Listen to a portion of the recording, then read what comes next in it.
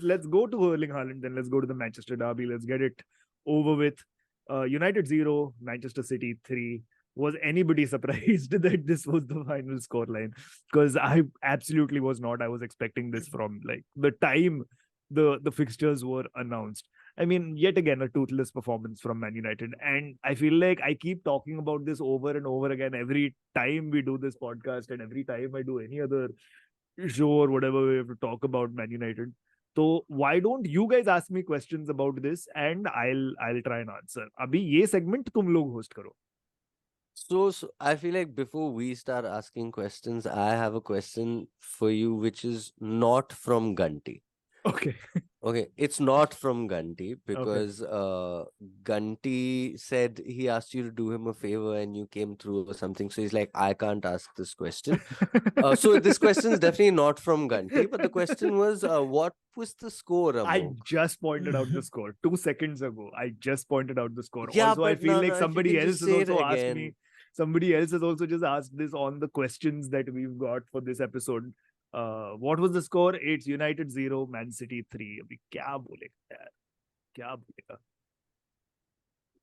A minute of silence and then we Arey, move on. I feel like this club is in mourning only. Bobby Charlton also passed away. There was a minute of silence before the game for that. I feel like पूरा माथा में चल रहा है ये club के साथ. Yeah, there were also like about at least the second half ka 45 minutes of silence because the crowd was just not there. It was like, No, Khatam karo, we want to leave. I think by the 80th minute, I saw the stands clearing out. yeah. I was talking to Nicole and she was like, Ari, but how can these fans be this way? Like, you should support even in bad times. You should support till the end. And I was like, see, I get it. And if I was at Old Trafford, I would do that. But that's also because my commute to Old Trafford is a little more complicated. वहां पे लोग जो है locals, they're probably thinking, yeah, fuck, this is the same shit all over again. मेरे को train में गर्दी नहीं मिलेगा. So it's better to take the culty right now and हाँ, not Virar get fucked. Fast में अभी जल्दी जाते हैं Uh, before the 6 uh, o'clock period before starts. before rush hour starts, we'll get off. But it was I don't know what or who is at fault anymore because I'm reaching that point where I'm seriously wondering if Eric Ten Hag is doing a good job anymore or not. Because we know for a fact that the players that United have are subpar. Let's be very honest, that squad is quite subpar compared to the rest of the teams in the Premier League. But But so much money you have just spent on it. that see the number of the money that has been spent by the club is a different argument altogether because that is the Glazers. They will overpay and overvalue and get fucked. Like Anthony Martial is still on Manchester United's books, and that's because Glazers have handed out ridiculous contracts to their players and have paid ridiculous transfer fees. That is a different thing altogether. But I'm saying just purely on a footballing technical sense, the players that we've got in Eric Ten Hag signings also have flattered to deceive to a certain extent. Like इतना इतना impact किसी ने किया नहीं है अब तक. And the players who are there, like this is supposed to be a coach that can tactically outclass opponents, something that Solskjaer wasn't able to do, or that was something that was held against him. That was the biggest criticism of Solskjaer. He's a great man manager, but उसका tactics उतना ये नहीं है. वो vibes पे खेलता है. पर Eric Ten Hag वो vibes वो tactics पे खेलता है. But the tactics are themselves wrong. Like I have said this multiple times. Bruno playing right wing is a waste of talent. He is not going to be able to control the game from the right wing.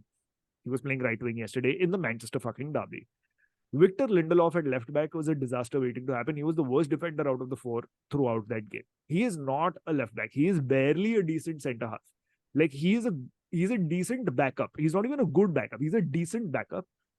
And to play that kind of player at left back when you have Sergio Reguilon who's come back from injury, I think is a little weird. I felt like after Reguilon came on in the second half, there was some sense of urgency in that Manchester United squad. But again, like I don't understand.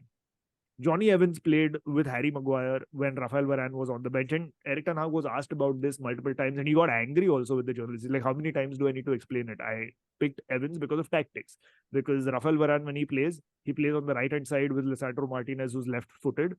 Harry Maguire cannot play on the left. I like him better on the right, and therefore Evans had to play on the left.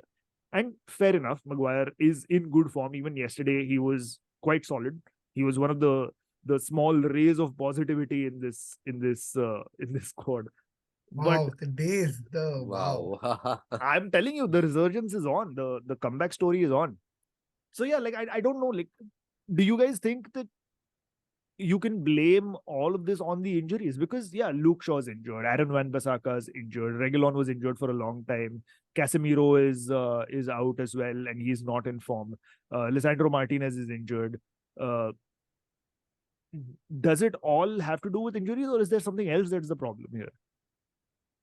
I mean, see, speaking of Eric Ten Hag, right? Like, I think one question that we need to ask is, has he coached a player into becoming the best version of themselves? Right. And that's not happened. I can't figure out which player is better because they're purely playing under Eric Ten Hag. Harry So to Maguire. me, huh? Harry Maguire. Yeah, exactly. And then that's actually saying a lot that Harry Maguire is his most well coached player.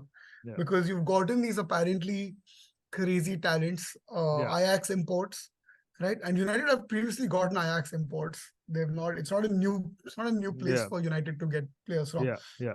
Right? These are players who I think have reached the semi-final of the Champions League a couple of years ago. A couple of them. Yeah. Right? They were the players who beat Real Madrid at Bernabeu. So. But somehow, for some reason, either his tactics are outdated in that they're still stuck in 2018, right? I think, was it Carragher or Gary Neville who was accusing them of playing underdog football, which worked at Ajax, right? Because Yeah.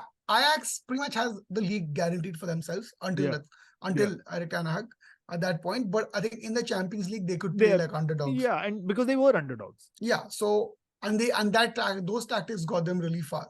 Yeah. And I think the problem with Eric Ten Hag is that he's trying to bring those tactics to the league.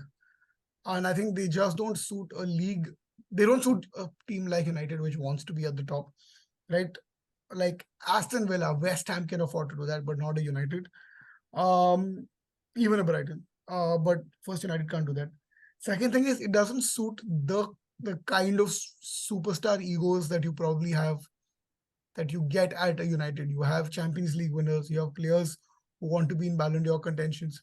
You can't ask them to be like conservative, just pure forward runs. I don't think you can do that. So maybe I think tactically it's the wrong tactics. Yeah.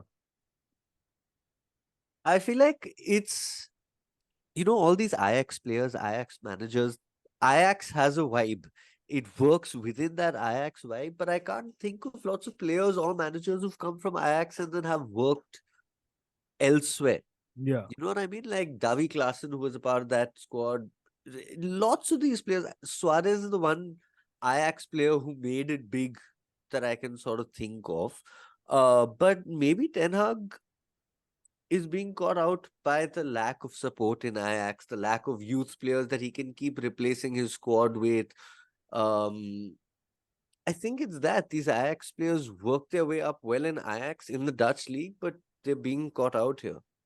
Do you And think Sancho, I feel like, is the one anomaly because Bellingham's doing so well, Haaland's doing so well. And I remember in that Dortmund team, it was Sancho who was spoken about very highly, even by his teammates. So for Sancho to not be working out makes me feel, I don't know what that is. I'm glad that you got that you brought up Sancho, because that was the next point that I was going to make. Like, do we see signs of Eric Ten Hag losing the dressing room at this point? Because it looked like the last performance, that Manchester Derby performance, just looked like the trust in the manager is gone. Like, this squad doesn't want to play for this manager anymore. And we saw this with Jose Mourinho as well. The same sort of performance levels we saw with Jose Mourinho.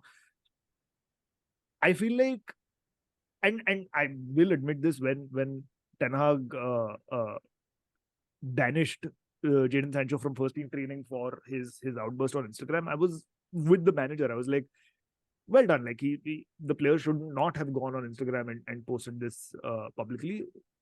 दिखा ना तू क्या कर सकता है training ground पे. You have your opportunity now because there's so many injuries, there's so many unavailable players. Show what you can do and get yourself back in the manager's good books, like Harry Maguire has done. Like, Harry Maguire got his captaincy stripped away from him, was benched for a majority of last season. Even starting of this season, it didn't look like he was a part of the manager's plans. A move to West Ham didn't materialize. he had to like stay, he had to bide his time, he had to do the time, and when his chance came, he started playing well. And I think Ten Hag is being very fair in preferring him in centre back to anybody else, and molding his defensive tactics around the availability of Maguire playing in that right centre back position. And I feel like that's worked out.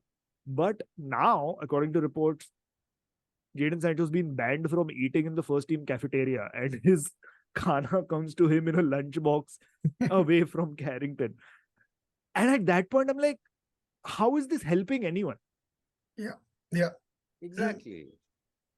Like, I And feel this like, is too school principle sort of yeah, tactics. And I get it. I get United has probably suffered from like a cool boys club syndrome where like the superstar players probably yeah, overtook the club identity and yeah, restrained some players from expressing themselves. That makes sense. And he made the point. I'm like, okay, now don't push it further. Don't push it to such an extreme, right? yeah, You Yeah, got don't keep Ronaldo. underlining your point. You You got made it. Ronaldo. We get what you're Yeah, trying to exactly. say. You got Ronaldo out.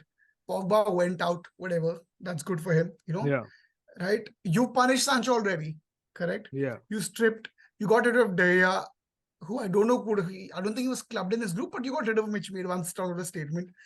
You also stripped captaincy off of Harry Maguire, and I'm like, okay, now you've done what your point is. You get it. You're not now put the system in place, coach them, yeah, like yeah. So I think, yeah, I feel like, I mean, the positivity from last season, the way Ten Hag handled last season, and the way the team was playing under him last season, it did look like they wanted to fight for their place. They wanted to fight for this manager, and they wanted to fight for this club. It just doesn't seem like that anymore, because even the victories that we've got so far in all competitions, they've been very unconvincing victories. And like, I can't think of a single performance where we looked like the better team. We looked convincing. It just, like, individual brilliance, moments of madness towards the end of the game, those were the catalysts for getting us the 3 points in the games that we won. But there was no, like you said earlier, like a sense of calm, like a dominant performance where you know for a fact that you are coming away with 3 points because you are the better team by a margin. That has just not happened with Man United this season. yeah. Um, on the other hand, let's also not forget you are playing City, right? City is a dominant. I think the loss to City isn't what is surprising. I think it's just how at no point um did United actually, like, even though they went quite close. I think Rashford had a few very close shots, which maybe at a 2-0 could have spurned a comeback. Yeah, I think Eriksen had a shot or two that went quite close. Um, so I think there was something in it for United. They weren't as uh it wasn't that they didn't create chances, but I think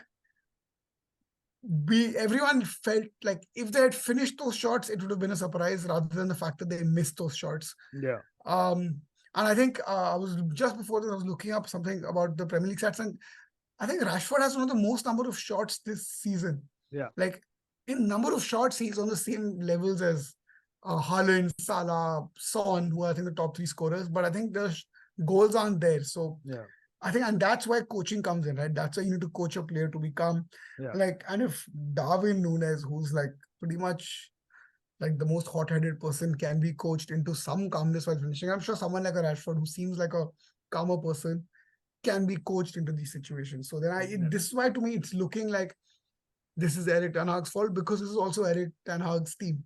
yeah, Like it's not a case of okay, the systems are there, but the players are weak, and therefore it's looking weak or something, right?